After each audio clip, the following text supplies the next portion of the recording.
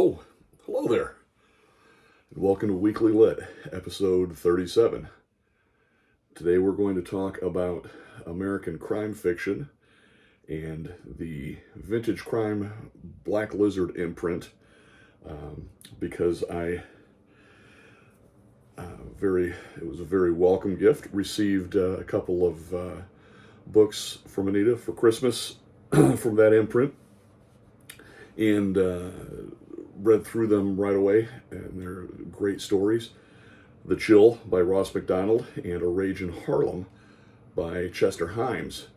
And after reading them, I think back to back, or I may have had something in between the two, but anyway, I realized that not only were they great reads that I wanted to recommend and share, but also they have they're perfect to compare and contrast, almost inadvertently, that these two were selected just because of what they have in common and how they parallel each other, but then also a little bit of a contrast in structure where they're almost inversions of each other. And so it might be a little interesting topic to discuss. So I have The Chill with me right here by MacDonald. So, Black Lizard is a vintage. Black Lizard Vintage Crime imprint is the publisher of this series, and they're really nicely done. Paperbacks, reasonably priced, and the introductions are great. For instance, on both of these, there were introductions by James Ellroy, and Chester Himes wrote A Rage in Harlem. I believe it's 1957, and The Chill, I'm just looking at it right now, I think it's 1962 by Ross MacDonald. And so what they share in common, they're American crime fiction, you could call it noir, and they are both in line with Raymond Chandler, Dashiell Hammett, James Cain, Jim Thompson, and those types of authors, and sort of fill the gap in the middle of the 20th century that eventually leads to James Ellroy and Sarah Gran, who are both. Sarah Gran's contemporary. James Ellroy's been writing for a while, but he's still writing, and I would put both of them on the elevated plane of top American writers. And based on The Chill alone, I would put Ross MacDonald up there with the absolute masters, for reasons I'll get to in a moment. But you can draw a line from those early creators of the noir genre up through, like I said, James Ellroy and Sarah Gran, my two favorite practitioners today, and include Chinatown, the film written by Robert Towne, in that, as well as the type of story that you're getting. And I'll start with A Rage in Harlem because that came first. So Chester Himes was an African American writing about born in 1909, and his series into which A Rage in Harlem falls is a series that includes characters by the name of Coffin Ed and Gravedigger Jones. And A Rage in Harlem does not feature them, but they what I would call have cameo appearances. So they factor in the story a little bit, but they're not the main focus. But what I absolutely love about A Rage in Harlem is that it hooks you from the opening sentences, and takes off like a shot, fired out of a gun, right off the bat. It's mixing metaphors there. It just hits the ground running, to add another metaphor. But I say that because that's the best way these are the best ways to describe it. It will hook you from the beginning, and it just goes, and it's funny and evocative. The character descriptions are wonderful. There's a great depth to them. and yet there's an economy of language, so he's not wasting time. And the story, you kind of, in many ways, you see what's coming, and then there are always somewhat whimsical twists and turns, driven by the characters. Though they're not just, it's not just clever or ironic. The characters are always real and human, and so I really recommend it. It's a great story. It's like I said, if you open the book and you're reading it, you just have that feeling of a driving jazz beat behind everything. Like 180 beats a minute, just boom, boom, boom, boom. It's really fast paced rhythm to the writing, and it starts out that way, and then over the course of the novel, it sort of finds its pace, slows down, and reaches a satisfying conclusion. He can't really maintain. He does not maintain that pace throughout. James Ellroy has done that, where it's he's got a rapid fire, gut punch rhythm and feel to a novel, and maintains it for the entire book, and it works, and it's exhausting. Chester Himes does not do that. It settles into place, but it's very natural and entertaining, and just a great work. So A Rage in Harlem, I recommend it. It deals with issues of the time, but not in a way of beating you over the head with it. In other words, it's sort of things come into play by showing you by reference and dialogue, rather than what sometimes happens with modern day writers who feel the need to spell everything out. And he doesn't need to, though. It's implicit in the story and the way the story is told.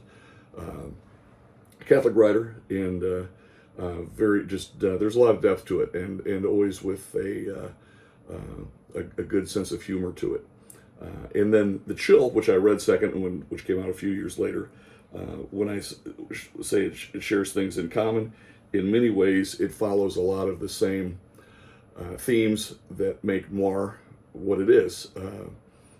Femme fatale, a setting in Los Angeles, a detective who's a bit sardonic, and a loner, and has a strict moral code, and yet is also a little bit flawed, but has sort of a dry humor. So the tone you would recognize as coming straight from Chandler or Dashiell Hammett, or movies inspired by those.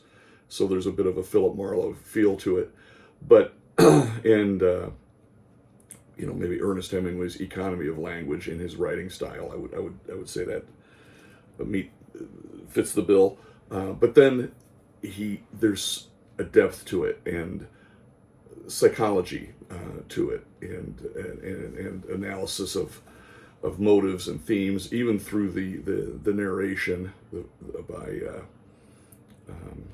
by Lew Archer, the detective, who is the protagonist of the series. So Lew Archer, is an iconic figure in crime fiction, and so people know that name, and maybe not as well known as Sam Spade or Philip Marlowe or characters like that, but you would recognize the character. And when I said earlier that if you draw the line from the early creators of this type of fiction, particularly the American style, up through Ellroy, Ross MacDonald is smack dab on that line. And I would say, out of current writers, Michael Connelly is very popular with the Bosch series and the related, a couple of other series that are related and interrelated. But this is a step above that. Connelly is very good at what he does. The books are very good, but this is a step above because of the depth of the psychology that goes into it, and the complexity of the themes, and the language is really elegant. So I'll start by just reading a little bit of an excerpt from James Ellroy's introduction to The Chill. Just a little bit of a summary. Archer lives through these people. We live through Archer. That's how deep Ross MacDonald's hold on us goes. Archer plumbs lives in duress. Archer asks questions and finalizes conclusions. Bloodlines intersect, going back to the 40s. And what was then the war? Oh no, oh shit, it can't be that. He's talking about the conclusion of The Chill. And then he's gone. He's done his job and unraveled the knot. He leaves us with frayed nerves and troubled souls, and that knowledge that Archer's alternative lives in duress will go on, liberated, consoled, and shattered by the truth. So that's James Ellroy modern day talking about Archer in the Ross MacDonald novel. And then just to give a little bit of an excerpt here from The Chill. So you see the humor and psychology and nuance that I talked about earlier. This is the beginning of chapter 14 of The Chill by Ross MacDonald. Alex and his father vacated their room and drove away. I didn't go out to see them off, but I could hear the sound of their engines, quickly muffled by the fog. I sat and let my stomach unknot, telling myself I should have handled them better. Kincaid was a frightened man who valued his status the way previous generations valued their souls. I drove up Foothill to the Bradshaw house. The dean was probably another breakable reed, but he had money, and he had shown some sympathy for Dolly, over and above his official interest in the case. I had no desire to continue it on my own. I needed a principal, preferably one who swung some weight locally. Alice Jenks met this requirement, more or less, but I didn't want her for a client. A deputy was standing guard at the gatehouse. He wouldn't let me in to look around, but he didn't object to my going up to the main house. The Spanish woman, Maria, answered the door. Is Dr. Bradshaw home? No, sir. Where can I find him? She shrugged. I don't know. I think Mrs. Bradshaw said he's gone for the weekend. Well, that's queer. I'd like to talk to Mrs. Bradshaw. I'll see if she's busy. I stepped inside uninvited and sat on a gilt chair in the entrance hall while Maria went upstairs. She came down and told me that Mrs. Bradshaw would be with me shortly. It was at least half an hour before she came limping down. She had primped her gray head and rouged her cheeks and put on a dress with lace at her slack throat held in place by a diamond brooch.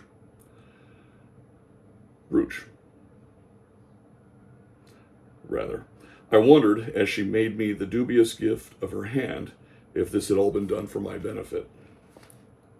The old lady seemed glad to see me. How are you, Mr. It's Mr. Archer, isn't it? I've been so hoping somebody would call. This fog makes one feel so isolated. And with my driver gone, she seemed to hear the note of complaint rising in her voice and cut it off. How is the girl? She said briskly.